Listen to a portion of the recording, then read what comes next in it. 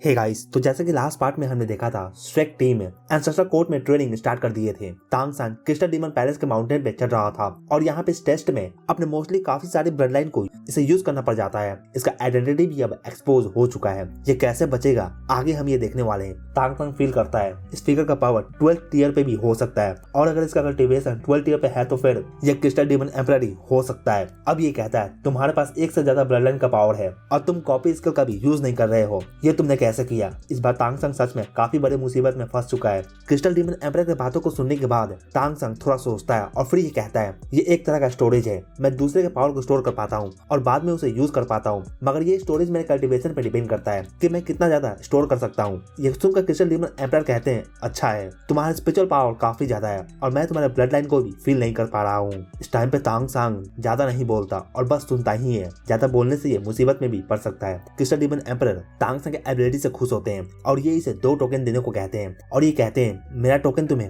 Protect कर सकता है और अगर फ्यूचर में तुम गॉड लेवल पे ब्रेक थ्रू करना चाहते हो फिर तुम मेरे पास आ सकते हो, मैं तुम्हें उस टाइम पे प्रोटेक्ट करूंगा। क्रिस्टल डीमन एम्परर कहते हैं तुमने फाइट में मेरे वाटर एलिमेंट को कैसे कंट्रोल किया था? इस पे तांग सांग कहता है मैं वाटर एलिमेंट को थोड़ा बहुत कंट्रोल कर सकता हूँ, ऐसा लगता है कि मेरे पास इसका नेचुरल टैलेंट है। ये सुनकर क्रिस्टल डीमन एम्परर ज्यादा तांग सांग से अब क्वेश्चंस नहीं करते। क्रिस्टल डीमन एम्परर तांग सांग को एक मिरर टोकन देते हैं और कहते हैं अगर तुम डेंजर सिचुएशन में आ जाओ फिर इसे शो करना, तुम बच सकते हो, लेकिन इसे एक ही टाइम यूज किया जा सकता है तो ध्यान रखना। और ये काफी इंपॉर्टेंट टोकन भी है। नेक्स्ट ये तांग सांग को एग देते हैं, अंडा देते हैं और कहते हैं इसे तुम्हें प्रोटेक्ट करना है, इसे तुम्हें डैमेज से बचाना है। जब ये टूटेगा मतलब कि जब ये हैच होगा फिर तुम मेरे पास इसे लेकर आ सकते हो गॉड लेवल पे ब्रेक थ्रू करने के लिए। ये तुम्हारा एक टेस्ट है, तुम्हें इसे हर हाल में डेंजर से प्रोटेक्ट करना होगा, थोड़ा सा भी डैमेज नहीं होना चाहिए इस पे। तांग सांग सर हिलाता है। इस टाइम पे तांग सांग को ये एक सपने के जैसा लगता है। इसके हाथ में क्रिस्टल मिरर है और साथ ही क्रिस्टल एग भी है। ग्रेटेस्ट टोकन क्रिस्टल पैलेस का तांग सांग को यहाँ से मिल चुका है।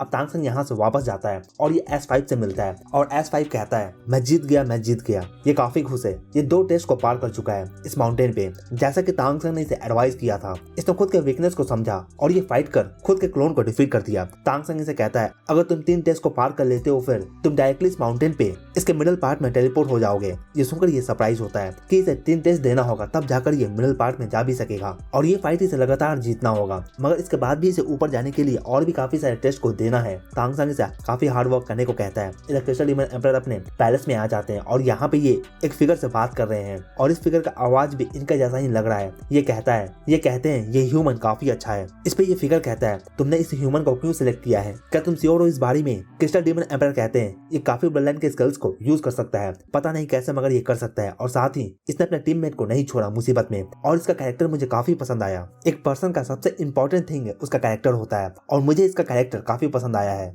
इसलिए मैंने इसे सिलेक्ट भी किया है। वो ओल्ड फॉक्स जितना भी क्यों ना चाहे, हो सकता है कि वो सभी की किस्मत को कंट्रोल कर सके मगर वो मेरे प्लान को रोक नहीं सकेगा। इधर तांग सांग भी अब होटल में आ जाता है और डिनर करने के बाद ये अपने रूम में आ जाता है और आज क्या हुआ इस बारे में ये सोच रहा है और ये क्रिस्टल डीमन एम्परर के बारे में सोचता है कि उनका रियल स्किल क्या है, क्या वो सच में इस वर्ल्ड के सभी मॉन्स्टर के ब्लड लाइन को कंट्रोल करते हैं। मगर तांग सांग को इसमें थोड़ा प्रॉब्लम फील होता है उनके कॉपी स्किल में। इसके बारे में ये सोच भी रहा है। तांग सांग अब क्रिस्टल मिरर को निकालता है और इसे चेक करता है। इसमें ये अपने मेंटल पावर को डालता है और इसके बाद ये मिरर साइन करता है। इसके पावर को फील कर तांग सांग कहता है ये गॉड लेवल के नीचे के पावर को प्रोड्यूस कर सकता है और ये लाइफ सेविंग सिचुएशन में काम भी आ सकता है, मगर ये गॉड लेवल से ऊपर के पावर को प्रोड्यूस नहीं कर सकता है। ये काफी अच्छा गिफ्ट है क्रिस्टल डीमन एम्परर की तरफ से। तांग सांग भी सोचता है कि क्रिस्टल डीमन एम्परर इसे इतना कीमती गिफ्ट क्यों देने लगे और उनका इंटेंशन क्या है। तांग सांग अब क्रिस्टल एग को देखता है और सोचता है क्या ये उनका एग हो सकता है और क्या इसके अंदर में उनका बच्चा भी हो सकता है, मगर मैंने तो सुना था कि वो ब्रीड नहीं कर सकते, मतलब कि उनका बच्चा नहीं हो सकता है, वो डिफरेंट है,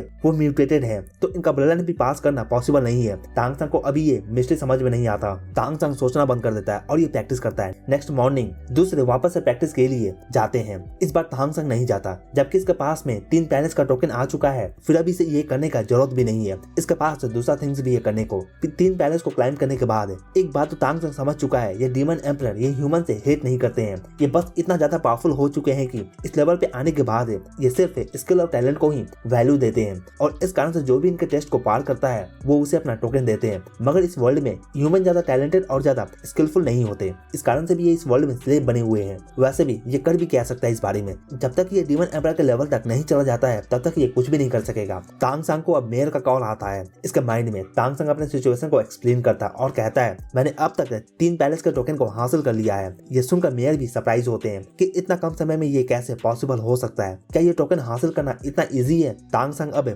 मेयर से इनके सिचुएशन के बारे में पूछता है। इस पे ये कहते हैं, जब मैं हेडक्वार्टर में आया फिर जब वो देखे कि मैं गॉड लेवल पे जा चुका हूँ, वो काफी सरप्राइज हुए। हेडक्वार्टर में अभी गॉड लेवल ही टॉप पावर हाउस है। ये कहते हैं अब ये मुझे ज्यादा सरप्राइज भी नहीं कर सकते हैं, जबकि मैं एक गॉड लेवल का पावर हाउस बन चुका हूँ तो फिर, और जबकि मैं फॉर्मेशन को भी कंट्रोल करता हूँ तो फिर मैंने पर्पल लाइन का डिमांड किया है। ये कहते हैं इस बार मैं यहाँ पे ज्यादा समय के लिए रुकने वाला हूँ। कैरी सिटी जाने में मुझे काफी देर भी हो सकता है। तांग संग अभी ने होटल में आने को कहता है ताकि ये इनसे आगे की थिंग को डिस्कस कर सके। ये लिंक्सी शॉप में भी जाने का सोच रहा है ताकि ये डिफरेंट आइटम को भी सेल कर सके। इन्हें ज्यादा समय नहीं लगता तांग संग के होटल में आने में। मेयर को देखने के बाद तांग संग कहता है ये लिंक्सी डियर को टेलीपोर्टेशन सर्कल नहीं दिया जा सकता है, ये काफी कीमती थिंग है, मगर ये उन्हें फ्यूजन सर्कल को दे सकता है। ये काफी ज्यादा कॉम्प्लिकेटेड है, स्प्रेड गैदरिंग फॉर्मेशन से भी ज्यादा कॉम्प्लिकेटेड है। और ये मेयर को कहता है आपको इसे मास्टर करना होगा और ये प्रोसेस हमें स्टार्ट करना होगा। मेयर भी इसे लेकर काफी एक्साइटेड है। मेयर कहते हैं मैंने पता किया है यहाँ पे सिटी में ऑक्शन भी होता है और ये साल में सिर्फ 2 बार ही होता है। इस तरह के ऑक्शन में हमारा फॉर्मेशन काफी ग्रेट कीमत पे सेल हो सकता है। इस पे तांग संग सर हिलाता है। इसे भी काफी पैसे का जरूरत है गुड थिंग्स को खरीदने के लिए। अब आने वाले दिनों में टाइम इस तरह से ही बीतता है। स्ट्रेक टीम के दूसरे मेंबर अपना ट्रेनिंग जारी रखते हैं और 6 डे पे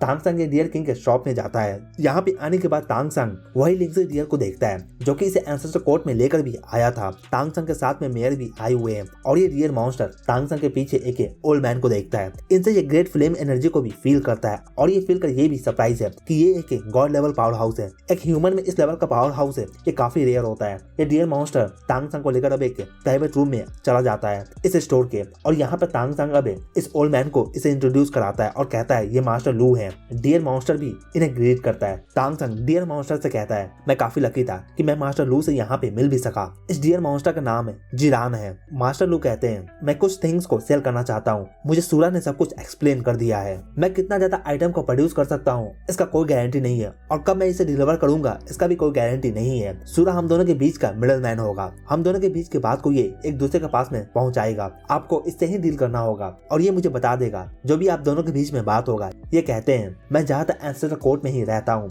तो मैं आ नहीं सकता, और ये एक टोकन को यहाँ पे निकाल कर दिखाते हैं। ये जगरनॉट पैलेस का टोकन है। इसे देखकर जिरान भी काफी सरप्राइज होता है। मास्टर लू कहते हैं मैं ये नहीं करना चाहता था, मगर एक टाइम पे सूरा ने मेरा हेल्प किया था और मैं इसके लिए ये कर रहा हूँ। इसे फ्यूचर में कल्टीवेशन के लिए काफी ज्यादा रिसोर्सेज चाहिए और उसके लिए इसे काफी पैसे भी चाहिए, तो ये भी कारण है। जिरान जब से ये देखा है कि मास्टर लू के पास में जगरनॉट पैलेस का टोकन है, ये काफी सरप्राइज है और ये जानता है कि इस जैसे फोर्स का इनके पीछे होने का मतलब क्या है। अब ये कहता है इस बार मास्टर कितना ज्यादा फॉर्मेशन को सेल करना चाहते हैं और किस तरह का फॉर्मेशन होगा ये, इस पर मास्टर लू कहते हैं ये तो मेरे मूड पे डिपेंड करता है। मास्टर लू कहते हैं तुम्हें साथ ही हमें कुछ आइटम्स को भी प्रोवाइड करना होगा, जैसे कि ब्लड लाइन सैंपल को, क्योंकि मुझे मेरे एक्सपेरिमेंट के लिए काफी सारे ब्लड भी चाहिए होता है डिफरेंट मॉन्स्टर रेस का। ये सुनकर जिरान कहता है ठीक है ये हम कर देंगे। मास्टर लू कहते हैं लेकिन ब्लड लाइन स्ट्रॉन्ग होना चाहिए, जितना ज्यादा स्ट्रॉन्ग होगा उतना ही ज्यादा अच्छा रिजल्ट भी हो सकता है। फॉर एग्जाम्पल मुझे क्रिस्टल डीमन एम्परर का ब्लड मिल जाए, फिर उसे मैं फॉर्मेशन में फ्यूज कर एक काफी पावरफुल फॉर्मेशन को क्रिएट कर सकता हूँ। ये सुनकर जिरान भी काफी ज्यादा सरप्राइज हो जाता है। अब नेक्स्ट है मास्टर लू कुछ आइटम्स को निकालते हैं और ये इसे अपने फ्लेम से मेल्ट कर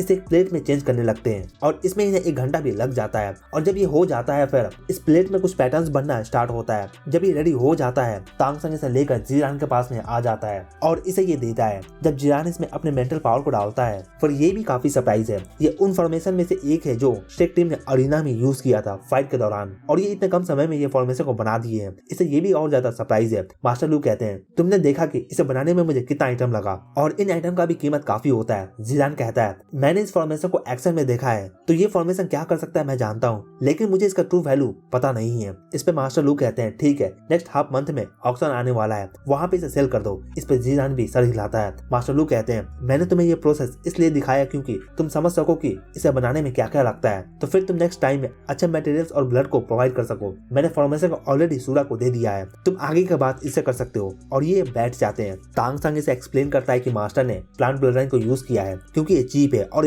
ये आसानी से मिल भी जाता है। इसे फ्यूज कर ये फॉर्मेशन का साथ में डाल दिए हैं और इसका पावर भी काफी इंक्रीज कर गया है। अभी एक 3rd ग्रेड का ब्लड लाइन हो चुका है। ये सुनकर जिरान भी सरप्राइज है और ये कहता है ये भी हो सकता है। इस पे तांग संग कहता है अगर ये थिंग नॉर्मल लोग कर पाते तो फिर ये मास्टर थोड़ी ना कहलाते। जब तांग संग इसे करके दिखाता है फिर ये और भी सरप्राइज होता है। इसे यूज करते ही फॉर्मेशन से वाइन्स निकलना स्टार्ट होता है और प्लांट भी निकलते हैं। ये देखकर जिरान कहता है ये काफी कीमती ट्रेजर है, इस तरह का आइटम एक पर्सन को एक न्यू स्किल दे सकता है। मास्टर लू कहते हैं जरा सोचो ये लो ग्रेड ब्लड लाइन से इस तरह का इफेक्ट को प्रोड्यूस कर सकता है, तो हायर ग्रेड ब्लड लाइन से ये कैसे रिजल्ट को शो करेगा। आज के लिए इतना काफी है। ये फॉर्मेशन मैंने सूरा को एक गिफ्ट के तौर पे दिया है। जबकि एंसेस्टर कोर्ट के अरीना में पार्ट लेने वाला है, तो फिर तुम आगे सूरा को कांटेक्ट कर सकते हो बात करने के लिए। बाहर आने के बाद मेयर अब अपने मार्क्स को निकाल देते हैं और ये अपने नॉर्मल फॉर्म में आ जाते हैं। ये कहते हैं अब सही लग रहा है। मार्क्स पहनकर मेकअप लगाना और एक ओल्ड मैन दिखना ये काफी डिफिकल्ट है। तांग संग भी इस बार इस तरह के फॉर्मेशन को इसलिए दिखाया क्योंकि इसका मेन मकसद है कि ये लिंक्सी शॉप से चाहता है कि ये काफी पावरफुल ब्लड लाइन को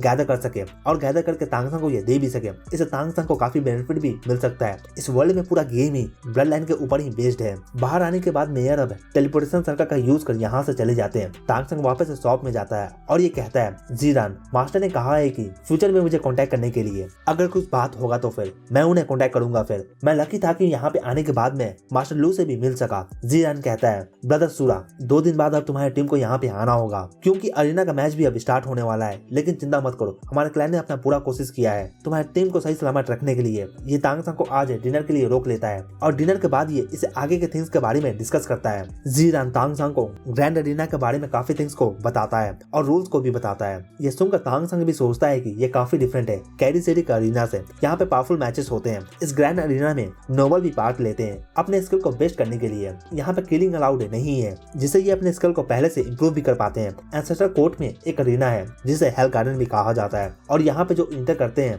उन्हें ब्लड सैक्रिफाइस भी देना होता है। यहाँ पे जो इंटर करते हैं वो रियल डेंजर को फेस करते हैं। जितने भी लोग इसके अंदर जाते हैं उनमें से सिर्फ हाफ ही बचकर आ भी पाते हैं। हालांकि कहा जाता है कि जो भी हेल गार्डन को सर्वाइव कर पाता है वो एक गॉड लेवल पे जाने के करीब ही चला जाता है। और जो टीम बैटल होता है एंसेस्टर कोर्ट में ये हेल गार्डन में ही होता है। हेल गार्डन हर एक मंथ में एक बार ही होता है और इसमें एक बार में 100 क्रिएचर इंटर करते हैं। हेल गार्डन में जो टीम इंटर करते हैं ये अरीना में फाइट नहीं होता, ये एक डिफरेंट जगह पे ही होता है। इसमें इंटर करते ही सभी टीम डिफरेंट जगह पे टेलीपोर्ट हो जाते हैं। इंटर करने के बाद में इसके अंदर में सर्वाइव करना होता है। इस तरह के इन्फॉर्मेशन को लेने के बाद तांग संग अब अपने होटल में आ जाता है और इसी के साथ ये पार्ट यहीं पे खत्म होता है। तो दोस्तों इसके आगे का पार्ट हम नेक्स्ट वीडियो में देखेंगे। इस पार्ट के लिए इतना ही। वीडियो अच्छा लगा हो तो वीडियो को लाइक जरूर करें और अगर आप चैनल पर नए हैं तो चैनल को जरूर सब्सक्राइब करें ऐसे और भी एनीमे एक्सप्लेन के लिए। Thank you.